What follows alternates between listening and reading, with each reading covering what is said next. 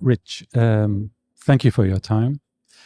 And I would like to start by asking you how the technology that you developed can help large scale conferences with cloud technology, data, transforming the experience that attendees have on those events. Sure. I think that's a great question. I think over the last 11 years, and I've conducted AWS Summit Seoul in Korea, and which has become catalyst for innovation. For example, one of my favorite examples is AI music project, so-called Control U. Created the first ever AI enabled, AI generated song and music video. Using Amazon AI technologies like Amazon Nova and Amazon SageMaker. So bringing creativity and AI technology come together, and I think this has been probably the first time in utilizing generative AI. And previous years, we've talked a lot about wow to generative AI, and then people were wondering how we can really bring that to life. But this year, I think we have conducted and implemented how we can bring that generative AI and AI related solution to life. Mhm. And I think this has been received very well from our customers and audiences. Okay, because after the pandemics, we thought that perhaps on-site events would struggle to come back. Yeah. But the truth is that it wasn't exactly like this. Apparently, people need to be face to face. What are the ways technology can help this challenge of putting people face to face and improving the experience of those events? Yeah, I think you hit the nail on the head. After pandemic and COVID, I think we all experienced how we can contribute to the larger scale event pre and post COVID era. Of course, we need to embrace online technology like online conferences, but but then as you said, in person events and larger scale events are very necessary to bring face to face networking and communication. So I think people are really desperate about having kind of face to face communication and networking, and I think to support that, we need to embrace other ongoing technologies like live streaming and also AI translation services like I saw the Wadley, and I think we have other really great AI real time solutions for millions of users in the world. We can also showcase. So I think and also face recognition type of solutions. So I think going forward, we can think about better solutions to package all that up as an event platform and solutions. Mhm. So I think there's a big opportunity still for us to kind of aggregate all the solutions out there that can be working well for the particular event, because every event has kind of different characteristics and different needs. I think um, I think as we are in the midst of AI era, I think as a marketer, as an event planner, I think we need to be more AI orchestrator, not the event executor and planner, but I think orchestrating the things that we have in the AI space and also other event supporting technologies. Mhm. Um, Working with such a huge amount of data is also a huge responsibility. How, in your perspective, companies like yours can help event planners to secure that information and to make sure that they have a reliable platform or solution so that attendees can be, well, at ease?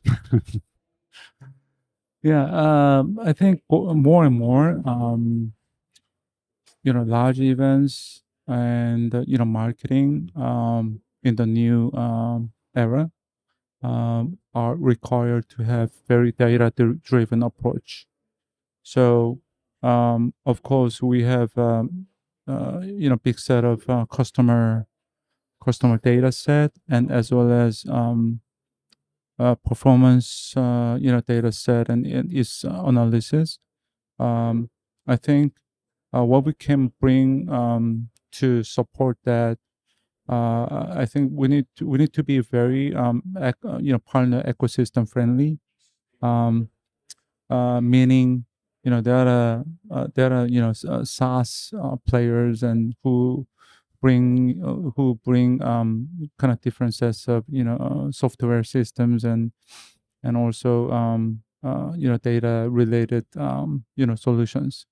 So I think we need to embrace and learn um, those softwares and solutions so that we can be much more reliable and flexible in using data driven analysis. Mhm. So I think that's we need to be very open minded uh, to use kind of different solutions and learn from it. Okay. Um, uh, we are entering perhaps a new era where uh, we were used to collect data, and after an event, we had a huge amount of data to process. But now we are being able to process a huge amount of data even before an event, creating, for instance, a digital clone of our audience. And with that, being able to shape an event even before it happened. How do you look to these opportunities and to these challenges? That's a really great question. So I think we're not we- we're not really looking into just one of the event and I think but we need to look beyond the event.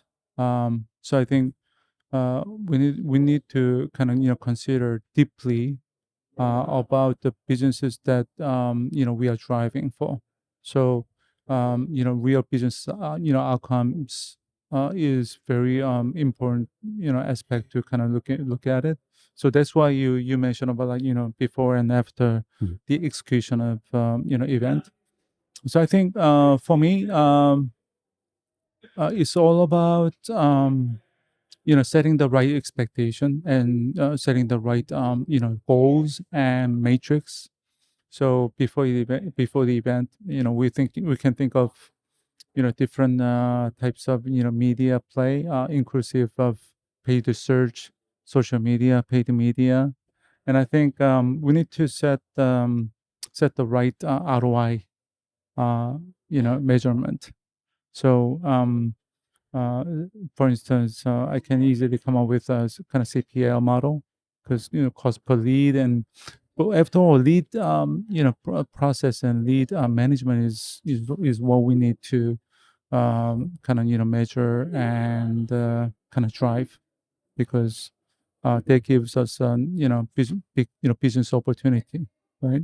Mhm. So ROI, if you can think of ROI and also investment, and I think what we usually measure is sort of ROI, including cost per lead and lead management, if that makes sense. Mhm. Mhm. Yeah.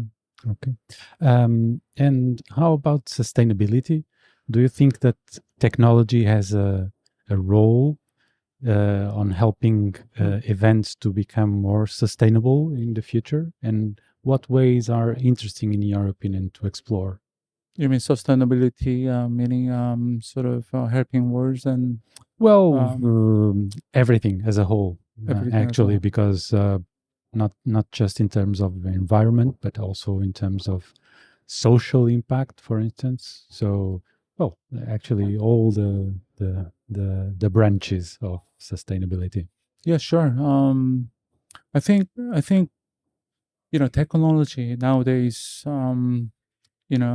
requires human leadership and engagement. So there more we have seen enough high speed of new technologies launching every other week, Hmm. and well, this is happening much more faster than we imagine.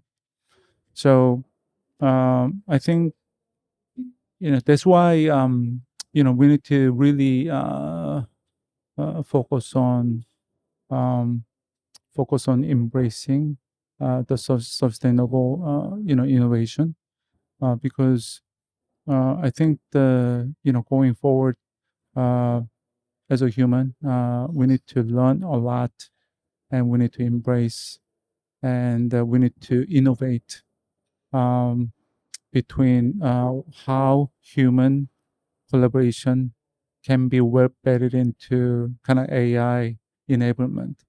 So I think AI and technology is not taking our places, but I think in the future, what we probably might be afraid of is to take away from not our job and position, but I think we need to learn how we can lead kind of AI and technology much better than today. Hmm. Sometimes we talk about a generation gap. Do you feel that new generations are more open to that kind of solutions, and that perhaps they can have an impact also on events and on the way we organize events? And, Yeah, I think that I recall that there's a great reports uh, came from McKinsey and Stanford University, saying that uh, by 2030, sales and marketing positions will be reduced by 30%. And I think probably more and more we see kind of younger generation, 20s and 30s. Uh, they are struggling a little bit for getting their career plan uh, limited. But I think that's why I think the better training and better education, being learn and be curious about about studying and training for the new technologies. I think that's very essential. mhm, But I think that's where sort of kind of generation gap can be kind of talked and spoken. But I think when it comes to technology trend and adoption, there isn't really generation gap from my perspective. okay. And how about to prepare people for? Well, I was thinking I have a daughter of 8. Uh, this challenge of preparing someone for something that still doesn't exist and that we don't know exactly how it will be, it's also a challenge, isn't it? How do you look to this challenge as a person connected with technology and data and so on? Are you talking about movie like Education. How can you prepare people for something that does not exist yet, Mhm. and we don't know exactly how it will be? It's quite a challenge, don't you think? Yeah, it is. Where can be the key for the success? Because we see that we as a planet have different perspectives, different cultural approaches, but education it's fundamental and perhaps can give us or not the tools for the professionals of tomorrow. Do you think that uh,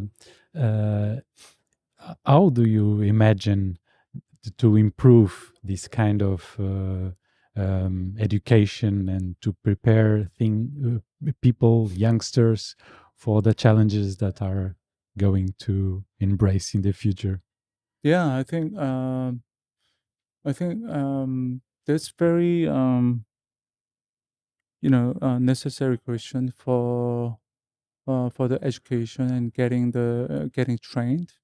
Um, I think we can see for instance this kind of podcast right, and I think the getting the right content, and I think people are consuming different and multiple contents nowadays, Mhm. and I think before that we need to set the right purpose and objectives, and otherwise we are going nowhere but to just consume different context and contents. So I think having the right set of purpose and goals, what you want to really achieve and learn, so you can so you can have the right direction and path to to be able to kind of learn and rescale and upscale your competency and capability. Mhm. So I think for me, at the end of the sort of my my professional journey, I have a certain expectations and purpose, and also expected results of my career journey, that so that I can learn ABC, and it isn't about like learning from A to Z or 1 to 10, right? But I think the so you have a time management skill set as well, and prioritization. So that that kind of sort of consideration factors coming in to to make you more successful in learning and studying the right set of content and education. So that's how I think about like getting the right education and right training.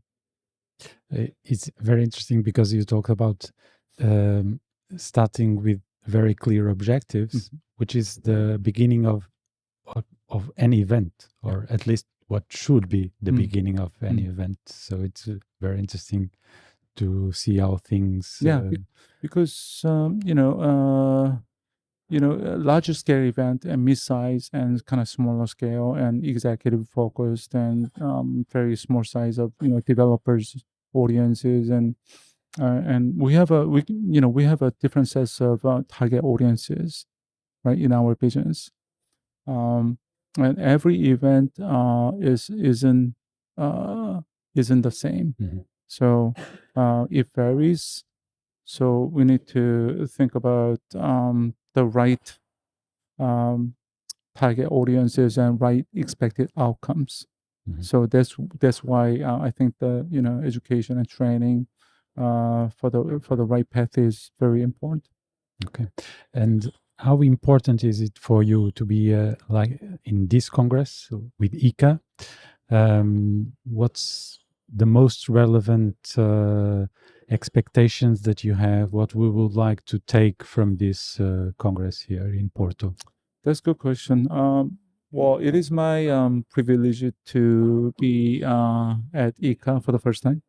So I'm the first timer, and well, having 64th year is amazing, and I've had a privilege to be able to conduct AWS Summit Seoul for 11 years, and I mean there's a lot to learn from ICA because it has over 80 countries and 82, if I'm not mistaken. And it has so much diversity and different types of perspectives and kind of learning aspects. So I feel like I can really learn from others, and that's how I like to be more curious about learning the new things and new experiences. So I think after observing different aspects and diversity experience, I can be more kind of more adaptive, I guess. So being adaptive and being learn and be curious is a very important for me. Thank you very much, Rich, Thank you. for this conversation. Thank you. Thank you. Thank you. Thank you.